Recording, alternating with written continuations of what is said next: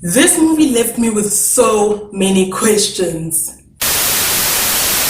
Hello guys, and welcome back to my channel. Okay, so today I'm bringing you guys another review, and as you can see by the title, today's review is on the Netflix film Rebecca. Let's get started.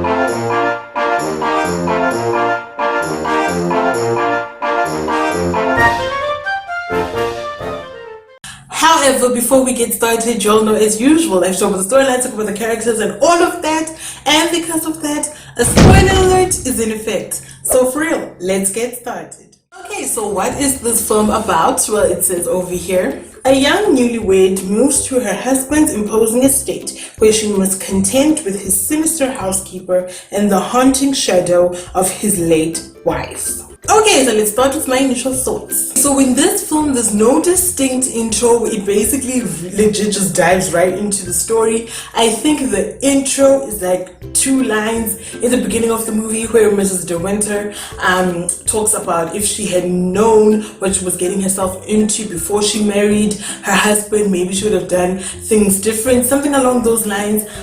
So that's basically it, and then it just dives right into the story. And I ain't mad at that, okay? Because you're just from the word go, you tossed right into the belly of the beast. So Lily James plays the main character, Mrs. De Winter, and we see her story of how she was a companion, I think that's what they're called, to this older, she's not elderly, she's older, this woman, this rich woman, and she's like this lady's companion, and in this place where they stay, she bumps into this person who was going to end up being her husband.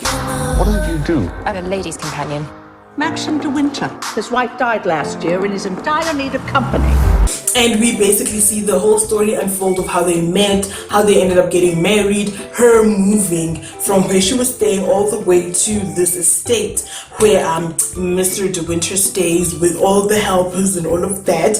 And what we also know is that Mr. De Winter is a widower, had a wife, and the wife is no longer with us, so we learned that as well. So the characters, all of them, I really liked them. The housekeeper made me mad.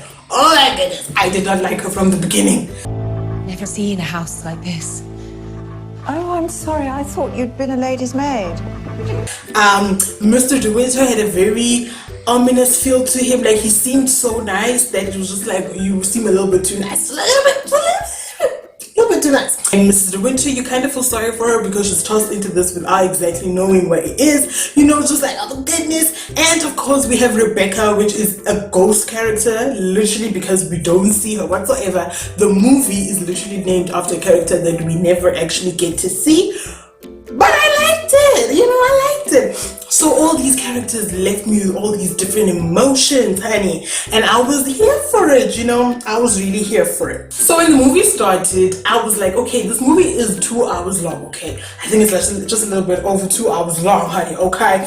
And because it takes place back in the day, in the 20th century, I'm not sure which time period exactly, but it takes place back in the day. I wasn't sure if I was gonna like it because, as I've said before, in one of my reviews, which review was it? I can't remember which review it was, but one of them I did mention that I don't like movies that take place back in the day, and this one was no different, but it convinced me. It took me a while, but it convinced me, and I wasn't mad at that. So the story as a whole, I think it's a slow burner. Like, for me, the last 30 minutes are what intrigued me the most. Like, the first hour and a half was kind of boring for me. Nothing action-packed was happening yet. They were just giving you all the pieces, and then like the whole puzzle comes together within the last 30 minutes of this movie. But I must say that clearly things, were very simple back in the day, because in movies that take place back in the day, you meet someone and literally like 2 days later, you're married. Come with me. What? To Mandalay. What? As your secretary. No. As my wife. I'm asking you to marry me, you little fool.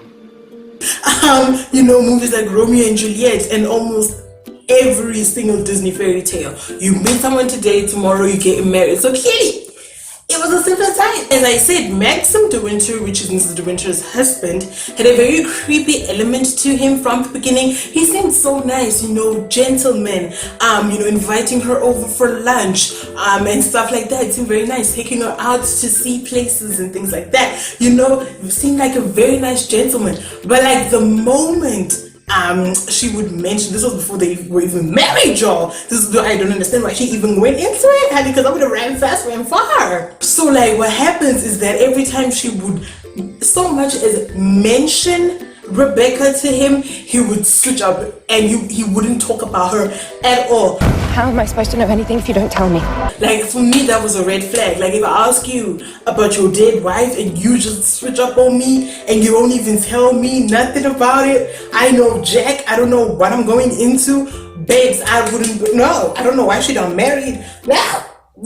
The movie only gets interesting towards the end, like the last 30 minutes of it are what is intriguing, you know, because it switches from this olden day romance movie with like a ghost element thing to it to like this court case, and it's just like, oh my goodness, what? Like when I watched the trailer for this movie, I thought it was gonna be like a ghost story romance type of thing, you know, where like this person moves on, Mr. De Winter moves on, marries this person, and then the ghost of Rebecca haunts them for eternity. She was the love of his life.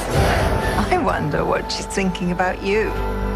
Taking her husband, using her name.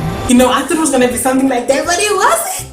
It wasn't, and I think it was so much better, like especially like towards the end, the last 10 minutes. But I must say that towards the end, not even towards the end, by the time the movie ended, I was left with so many questions, because that last scene, that makes me question everything. Would I watch it again? No, just because it takes so much time. I mean, an hour and a half of them just giving you clues and nothing exactly happening, only for the last 30 minutes to be the ones filled with so much oomph and impact and all of that. Is just too much time for me to do that, honey. I ain't got time for that. So I don't think I would watch it again, but it wasn't that bad. It wasn't that bad. It was like, okay. So on that note, don't forget to subscribe, leave a like, leave a comment, switch on post notifications, all that amazing stuff. Until next time, stay put and stay cute. Bye.